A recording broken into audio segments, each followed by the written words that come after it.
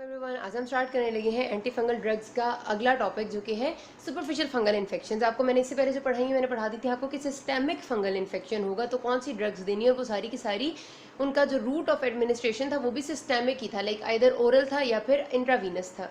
अब जो हम पढ़ेंगे ये कि जो इन्फेक्शन है वो सुपरफिशियल है यानी स्किन पे है, और उसके लिए हम कौन सी ड्रग दें ताकि वो स्किन का जो फंगल इन्फेक्शन है वो ठीक हो जाए। दो तरह से हम उसको ठीक कर सकते हैं, या तो हम कोई सिस्टेमिक ड्रग देंगे जो कि ब्लड से, मतलब ज़ाहिर है हम देंगे पेशेंट को ओरली, वो ब्लड में जाएगी, ब्लड से वो आपकी स्किन में एब्जॉर्ब होकर जाएगी और वो फंक्शन इन्फेक्शन को ठीक करेगी। और दूसरा ये हो सकता है कि हम टॉपिकल ही कोई क्रीम या कोई और ड्रग लगा दें जो उसको इन्फेक्शन को वहीं सेटल कर दे। तो पहले हम पढ़ते हैं सिस्टेमिक ड्रग्स, ठीक है। मैं आपको पहले बता चुकी हूँ कि ये इसमें से सिस्टेमिक ड्रग्स में से बहुत ज़्यादा कभी कुछ नहीं पूछते, बहुत हुआ तो आपको कभी इन्यूमरेट करने का कह देते हैं, अदरवाइज ज़्यादा नहीं आता इसमें से। तो मैं आपको उतनी ही मेजर बातें सारी बता दूंगी ताकि आपकी नॉलेज में एटलीस्ट रहे और आप सेफ साइड पे हो। तो systemic fungal infection superficial fungal infections को ट्रीट करने के लिए जो सिस्टेमिक ड्रग्स हम दे सकते हैं, यानी infection is on the skin और ड्रग हम देंगे ओरल रूट से यानी खाने के लिए। तो वो सबसे पहली है हमारी ग्रीसियोफल्विन। ग्रीसियोफल्विन की जो फार्माकोकाइनेटिक्स है कोई बहुत पूछता है, इनमें से कभी कुछ भी नहीं है, कभी भी नहीं आया, लेकिन आपने, मैं सिंपली आपको बता दूं तो ओरल रूट के थ्रू जाती है और इसकी जितने ज़्यादा फाइन फॉर्म हम देंगे, फाइनर स्मॉल क्रिस्टल्स की फॉर्म में जितने ज़्यादा देंगे उतनी अच्छी एब्जॉर्ब होगी, और उसके बाद ये ज़्यादा फैटी फूड के साथ इसकी एब्जॉर्प्शन अच्छी होती है। फिर जाहिर सी बात है कि इस ड्रग ने ब्लड में एब्जॉर्ब होके स्किन में भी जाना है। तो किस तरह से जाएगी, आपको पता है कि हमारे पास स्किन की जो लेयर्स हैं उसमें जाहिर है सबसे पहले भी है एपिडर्मिस एंड डर्मिस, और उसके बाद नीचे हमारे पास उसमें डर्मिस में ब्लड वेसल्स भी आती हैं। तो उन ब्लड वेसल्स से निकल के ये जाती है स्किन की जो मोस्ट सुपरफिशियल लेयर है जो कि है एपिडर्मिस, ठीक है। ये अब स्किन की आप समझ लें एपिडर्मिस है, यहाँ नीचे ब्लड वेसल्स ट्रेवल कर रही थी, इन ब्लड वेसल्स में ये ड्रग आई और इन ब्लड वेसल्स से पेनिट्रेट करके स्किन की एपिडर्मिस में आ गई।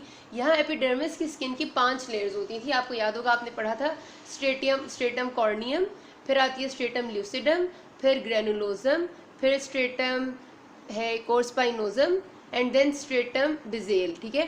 तो ये 5 लेयर्स होती हैं। तो उसमें से क्या करती है कि ये जो है ये डिफ्यूज करके स्ट्रेटम ग्रेनुलोजम इस लेयर में आती है और यहाँ पर आकर केराटिन के साथ बाइंड करती है। इस लेयर में केराटिन भी होता है और फिर यहाँ पर आकर अपना इफेक्ट दिखाती है और फिर स्किन पे जो भी सुपरफिशियल फंगल इन्फेक्शन हुआ वो होता है उसको ठीक कर देती है। सो ये इसका बेसिकली एब्जॉर्प्शन का मैकेनिज्म है। बाकी स्किन की लेयर्स बेशक ना याद रखें, बस इतना याद रखना कि ग्रेनुलोजम तक ये आएगी।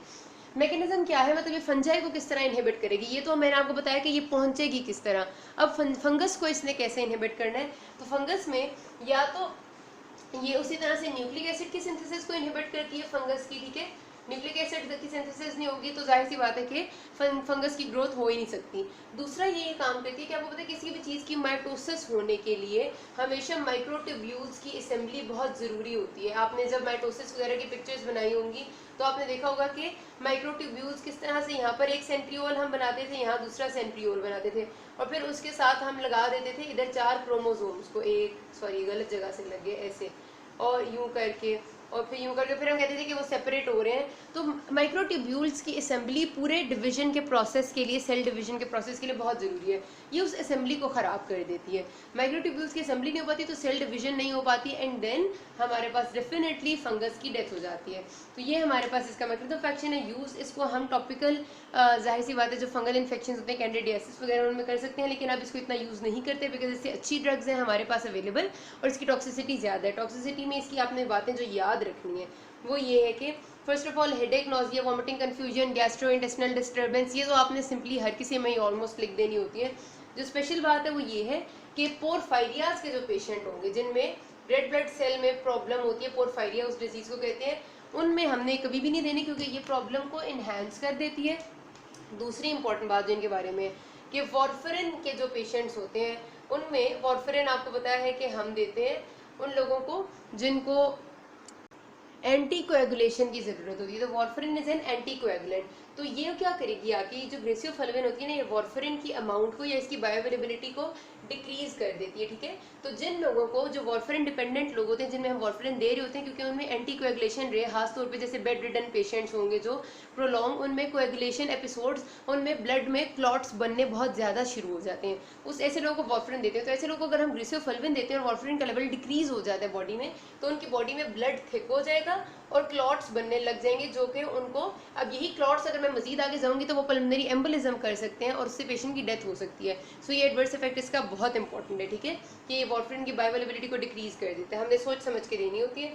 उसके साथ साथ फिर ये भी है कि हमारे पास ये जो एथेनॉल के साथ ये करता है हमारे पास डाइसल्फायरिम लाइक रिएक्शन, ठीक है, तो हमारे पास ये भी एक रिएक्शन है जो मैं आपको CRS में पढ़ाऊंगी अभी, क्योंकि ये थोड़ा सा डिटेल हो जाएगा, हम पढ़ेंगे नहीं, लेकिन ये इसकी टॉक्सिक इफेक्ट्स है। कभी शायद कभी पूछ ले कोई, लेकिन क्योंकि इंपॉर्टेंट है, MCQs में आ सकते हैं, तो ये 3 लाजमी याद रखने हैं।